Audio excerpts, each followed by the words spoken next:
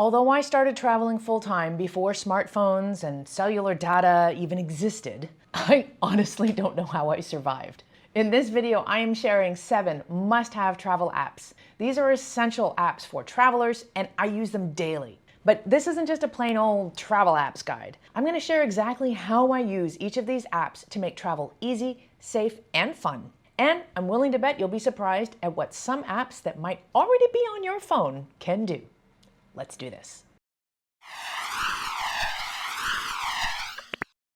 Absolute tops on my list, and the app that I use the most regardless of where I am in the world is Google Maps. I've tried a few different Maps applications, as some are more commonly used in certain parts of the world. For example, Maps.me is a popular choice for Asia. But on the whole, I find Google Maps to be the most intuitive and user-friendly, and it has a few options that make it a standout winner for me. One is the ease of navigation. When I search for a location, I can easily find out how long it will take me to walk there, or drive there, or take a ride share, or take public transportation. Most of the time, I'm walking or taking public transportation, and the schedules and options for public transit are usually pretty accurate. Next is the ability to search for restaurants and shops and services in my area. Google Maps shows user ratings for local businesses, so if I'm looking for a specific cuisine or a bakery or a gym, I can see what's in my area, and I can also see photos, reviews, menus, websites, and more. Just recently, I used Google Maps to find a gym that's just around the corner from where I'm staying, but that I would never have found on my own. Once, when I was in Crete, I used Google Maps to find good restaurants in the area where I was staying. I ended up stumbling on an out-of-the-way restaurant that I would have walked by a million times without noticing. But because it had hundreds of reviews and a 4.9 rating out of 5 stars, which is like unheard of, I checked it out, and it didn't disappoint. When I told some local friends about the restaurant, they asked me how I knew about it, as they thought it was a local secret. Google Maps for the win. But we're not done yet. My love of Google Maps goes even further. A few years ago, I was in New Orleans with a friend, and we were visiting some coffee shops. In one particular coffee shop, the barista sensed that we knew a thing or two about coffee. So she offered to share her personal list of top local coffee shops with us. This is how I discovered the Lists feature in Google Maps, which is a total game changer. With Lists, you can create and manage customized lists of places that you want to visit or places that you've already been to. They're like curated collections of locations like restaurants, attractions, hotels, or any other point of interest you want to remember or make note of. Here's how you can specifically use lists for travel. Before you go on your trip, you can create a list of places that you want to explore at your destination. By saving restaurants, landmarks, museums, and other attractions to your list, you can organize your itinerary efficiently. I also use it to save recommendations from friends and locals. I was recently in Bucharest, Romania, and before I went there, I reached out to some Romanian friends for recommendations. One friend in particular sent me a list of restaurants and parks and attractions, and I saved them all to a list with specific notes about what my friend said I should order or do at those places. This made it super easy for me to maximize the short amount of time that I had in Bucharest. These lists are especially handy at your destination because as soon as you open up the map, you can see what places on your list are near to you. You can also share your lists with other people, and they can share their lists with you. They can also be downloaded and accessed offline. This is particularly helpful if you have limited Wi-Fi or data. Speaking of which, before you go on your trip, make sure you download the Google Map for your destination so it's accessible offline as well. Say what you will about Google, but they make good apps. Google Translate is next on my list of must-have travel apps. The first thing that I do when I'm arriving to a new country is I look up some basic pleasantries using Google Translate, and I save those words for easy reference. It has a pretty robust dictionary of definitions as well, which I find quite helpful because sometimes a word that I want to use in English doesn't quite translate the same way to another language. So I can use the dictionary to ensure that I'm using the right words and expressions. If I don't know how to pronounce the word, I can hit the speaker to hear it pronounced properly. And in the latest version of Google Translate, it makes it very easy to show your conversation partner the words that you are trying to use as well, so they can read what you're trying to say. With the microphone option, you can just say whatever words or phrases you want to translate.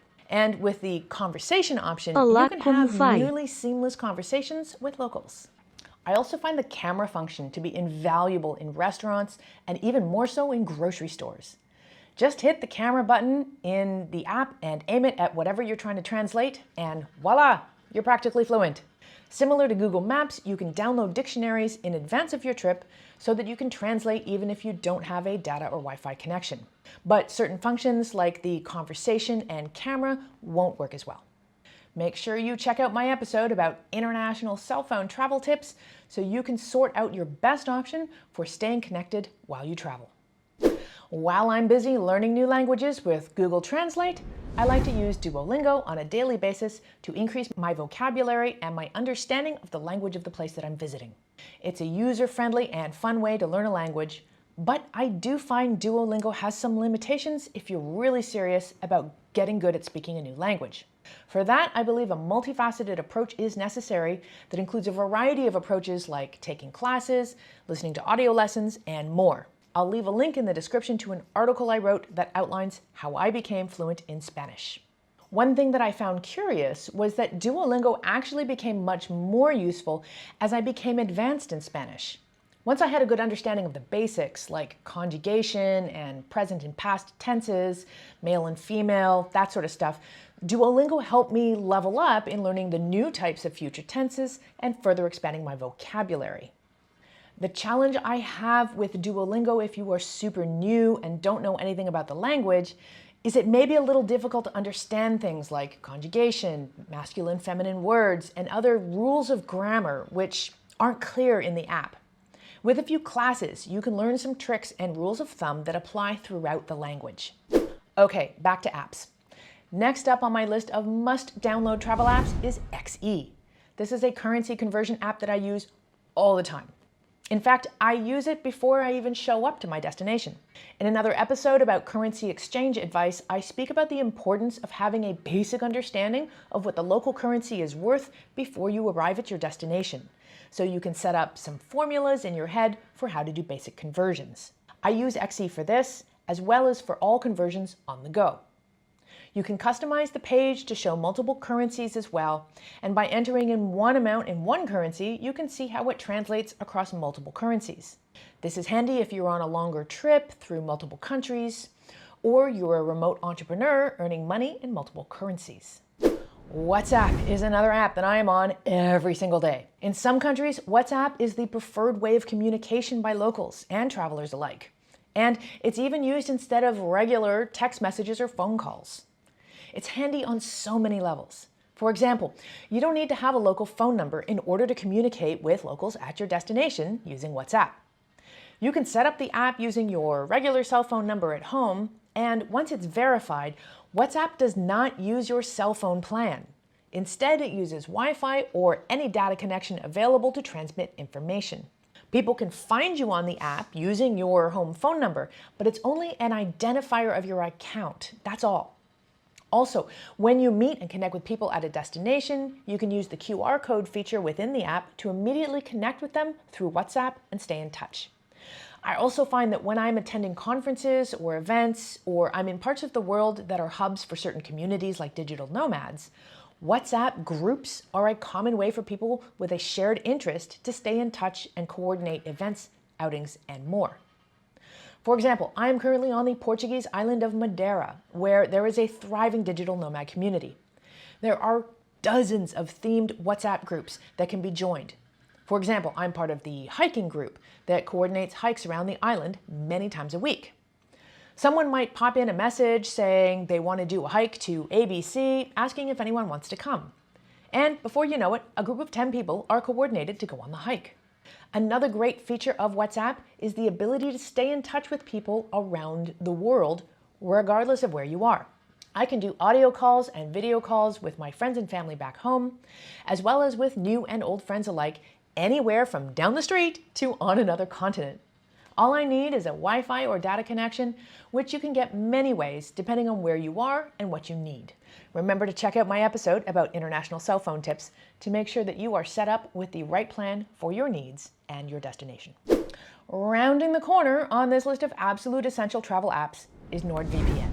I use a VPN, which stands for Virtual Private Network, on all of my devices that connect to the internet. which I can do with just one NordVPN account.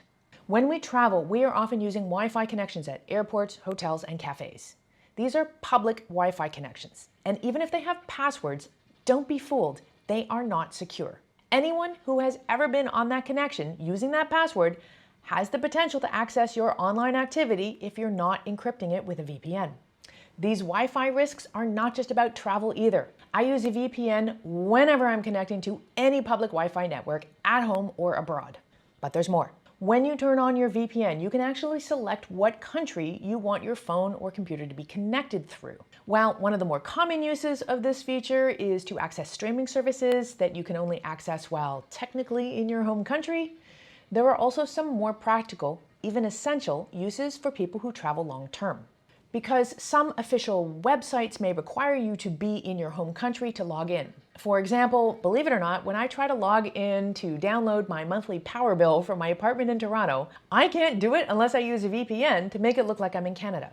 There are also some countries that ban the use of certain social media websites. You can use a VPN to get through these barriers while you're visiting these countries. I cannot stress enough the importance of using a VPN on all of your devices. I've been a paying customer of NordVPN for 7 years now, and it's one of the highest rated, most secure, and easiest to use VPNs I've tried. And I've tried a few. It only costs a couple of dollars a month, and if you use my link in the description, you can get a really good deal.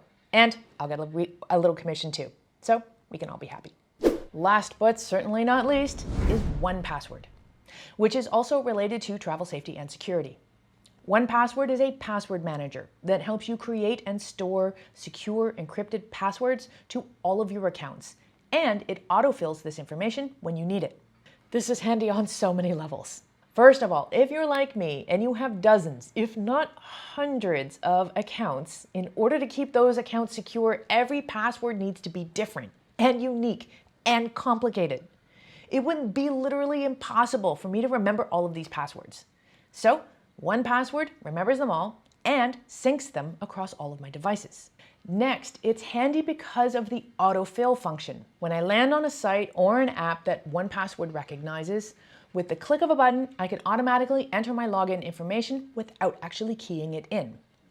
This is not only convenient, but it's a security feature because someone looking over my shoulder will not be able to see what my password is because I'm not actually entering it in with the keyboard. I also use 1Password to store copies of my ID, banking information, important phone numbers, insurance information, and more. If my devices are lost or stolen, I can access my 1Password account using my master password on any device. I can even share login information with other people without actually sharing the specific username and password, which is a great security feature if you are a freelancer or a small business that needs to share login information with employees or contractors. From a travel perspective, it's also a great security feature because you can share the master password or specific login information with somebody that you trust at home so they can access your accounts in the event of an emergency. There are a ton more travel apps that I use regularly. Ones for flying and navigating airports, others for finding the best long-distance transportation options. I have apps for saving money on ATM fees, and more yet for finding doctors abroad, getting rides, splitting expenses, saving money, calculating time differences, and more. So, I will create more episodes in the future about specific apps and sites that I use to make travel easier, safer, accessible, and more. Please subscribe to my channel and hit the notification bell so you can be the first to know when these episodes go live. In the meantime, I'm Nora Dunn, aka the Professional Hobo, and I'll catch you later. Bye.